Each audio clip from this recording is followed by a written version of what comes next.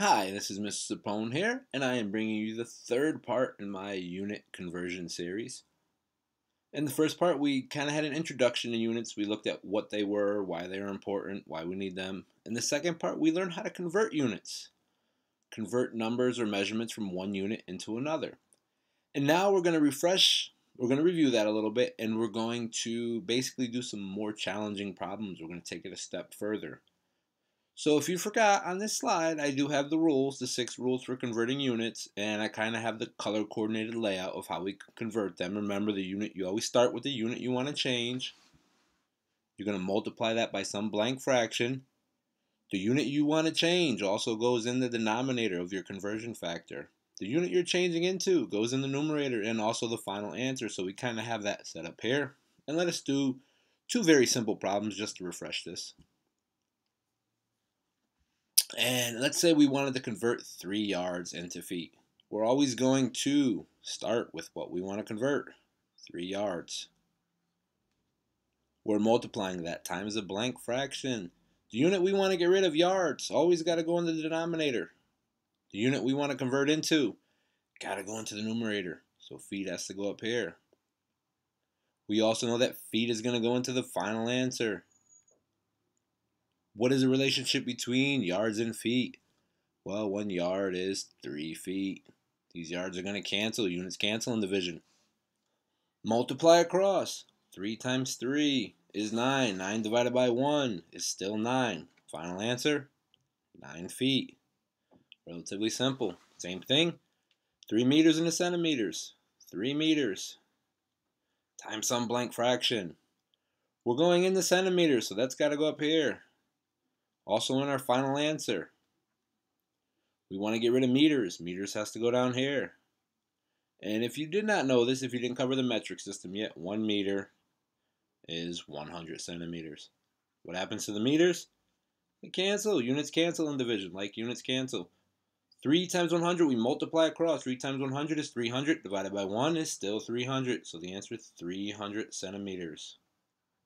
So that's just a brief refresher of the factor label method or dimensional analysis. And now we're going to go on and do a couple more challenging problems. Okay, so here we have a question. How many seconds are there in a day? And we're going to use the factor label method to solve this. And you might want to set this up, say, well, the issue we're going to have is we don't know the conversion factor between days and seconds. So what you're going to have to do is you're going to have to go days into hours, into minutes, into seconds.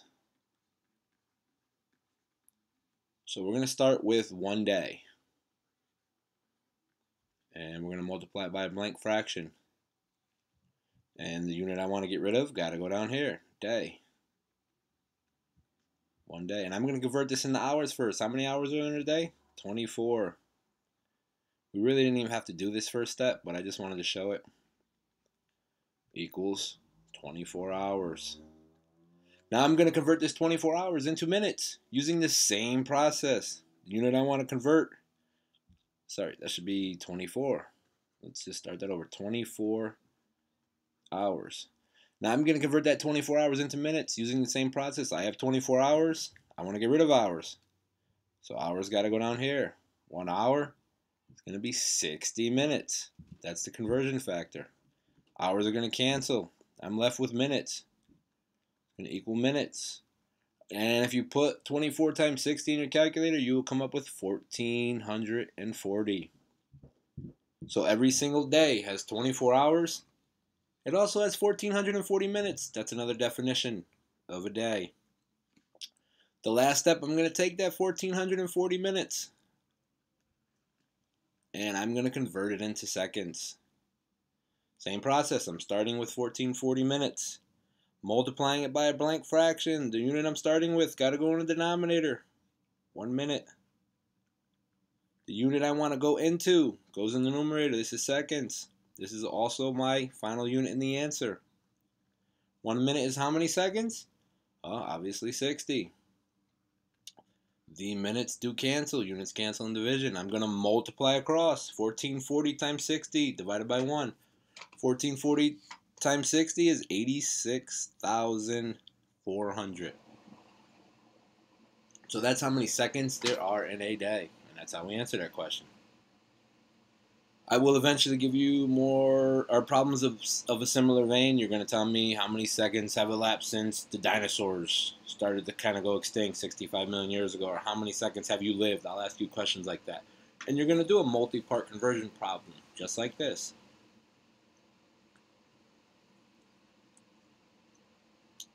Now, there's one other way to look at this problem.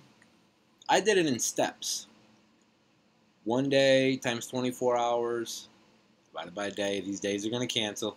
You can do this problem all at once. You don't have to keep putting in an equal sign. What's 1 times 24? We know this is 24 hours. 1 day equals 24 hours. And I forgot the 4 again. Times 60 minutes per hour. Now these hours are going to cancel. Equals 1,440 minutes. And again, these minutes are going to cancel. It's going to equal this.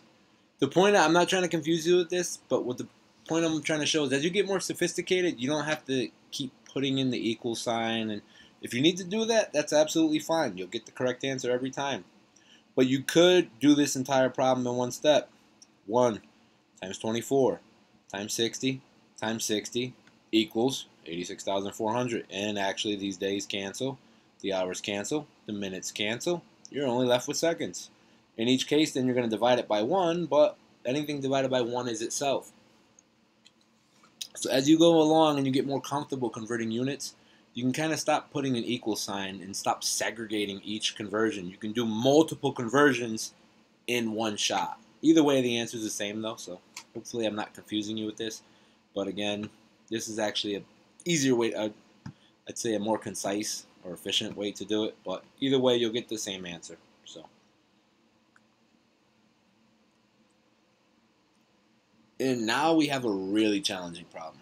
We're going to convert 60 miles an hour into feet per second. If you're traveling 60 miles an hour in a car, that means every hour that goes by, you will travel a total distance of 60 miles. Very literally exactly what it sounds like. So you're going to be traveling 60 miles. Oops, sorry about that. You're going to be traveling 60 miles per every single hour. 1 hour. It means the same thing. You don't always have to put the 1 in there, but 60 miles an hour means 60 miles per hour. And what I'm going to recommend for you to solve this first is you may want to segregate this problem into parts. Basically isolate it. Convert 60 miles into feet. And then convert an hour, 1 hour, into seconds. And then put the answers back together again.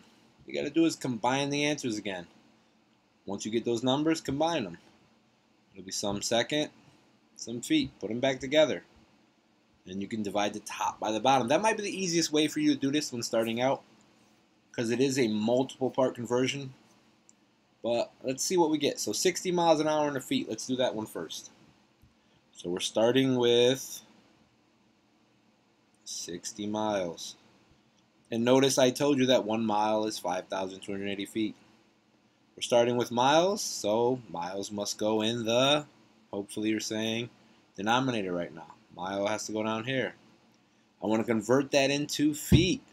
So I need feet up here. I also know that my final answer will be in feet. Same unit here as in the numerator. What is the relationship between miles and feet? Well, 1 mile is 5,280 feet. So when we multiply this across, we know the miles are going to cancel. So you're going to multiply across, then divide by 1. And any number divided by 1 is itself. So all you have to really do is multiply across here. And I'm going to do that now.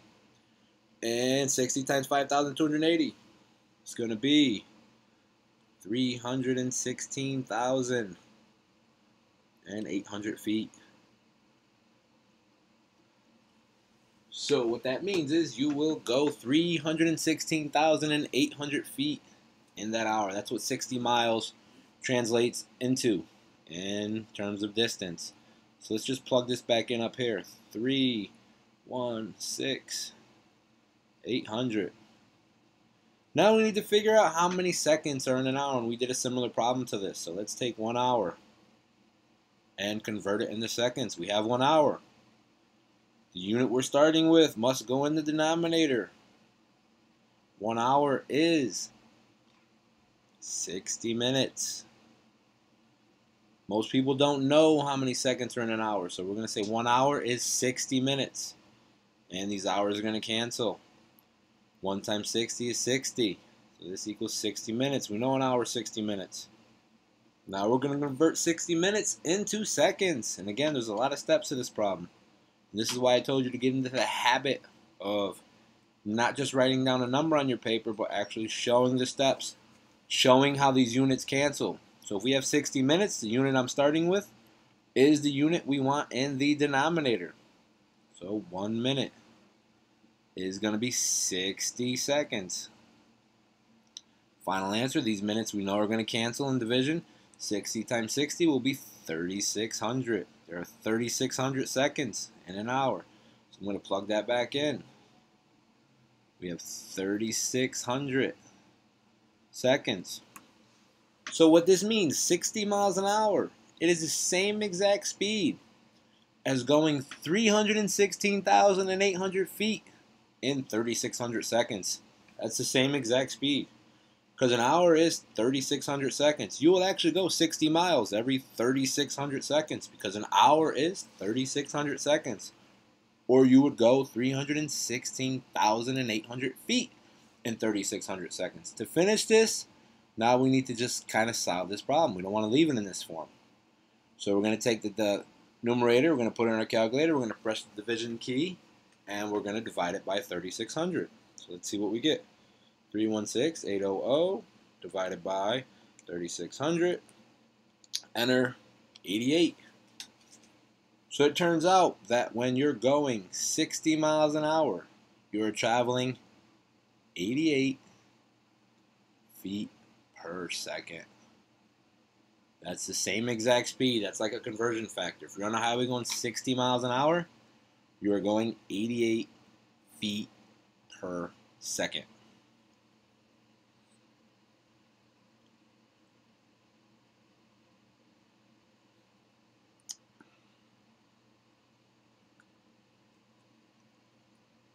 And now we have another problem that's, again, let's say you wanted to convert 60 miles an hour into meters per second. And this problem kind of does that for you.